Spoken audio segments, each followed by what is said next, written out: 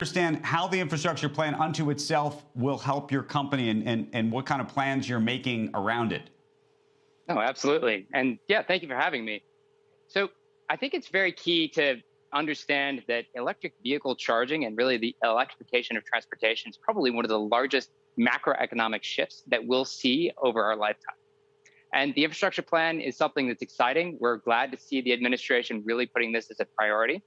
And the key is going to be building this as critical fueling infrastructure. We have to treat EV charging as something that will functionally be the critical fueling infrastructure for transportation over the next several years. We have to build a network that's universal, that's easily accessible, and that drivers can depend on.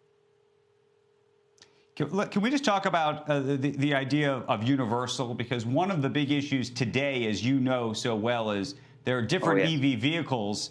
And you drive up to one, and I should admit I don't have an EV vehicle right now, but I'm very aware of these issues. You drive up to charge, and Tesla has its stations. Others have all sorts of different both connections and then payment mechanisms. Yes, this is critically important, and this is why we're excited to see the administration taking this as focus, because EV charging does need to be universal infrastructure for drivers. And we don't want to see sort of the balkanization of different charging networks. This needs to be something that's entirely accessible and easily to use. We don't want the sort of Apple dongle problem in the vehicle space.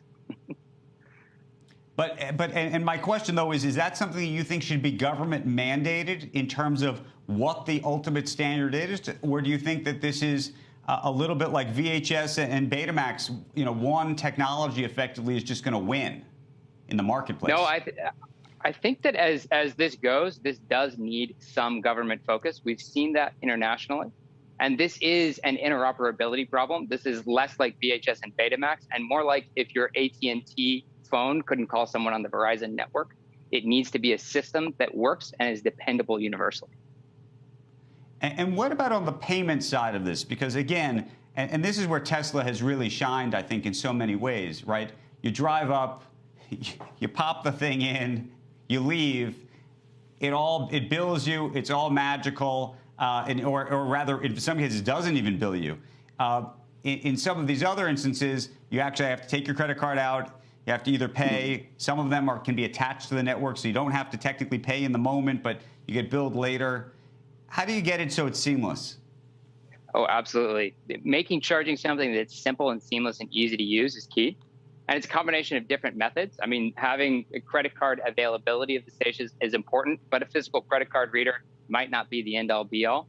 As companies are really building EVs and building the technology side into the vehicle, we do think that there's going to be more of that interoperability from the handshake of vehicle to station. But the key is really that open access and building networks that everyone can use simply. If we had this conversation a decade from now, do you think that every public parking lot in America where there's a public parking spot has a charging station? What does the world look like? So I think that the way that we think about EV charging is we work backwards from sort of the total vehicle TAM, which in the US, about 3 trillion miles per year. And we think about where people are likely to stay, spend time, and actually need to charge. Then as that TAM builds out with electrification, we're building the infrastructure in places where we can match charging infrastructure to people's stay time. So you might want an ultra-fast charge in the middle of the highway between San Francisco and LA, but you actually probably want your charge to be half an hour when you're visiting at a grocery store, or an hour when you're having dinner, or 2 hours when you're visiting the movies. And charging is something that fades into the background of people's daily lives as we move forward.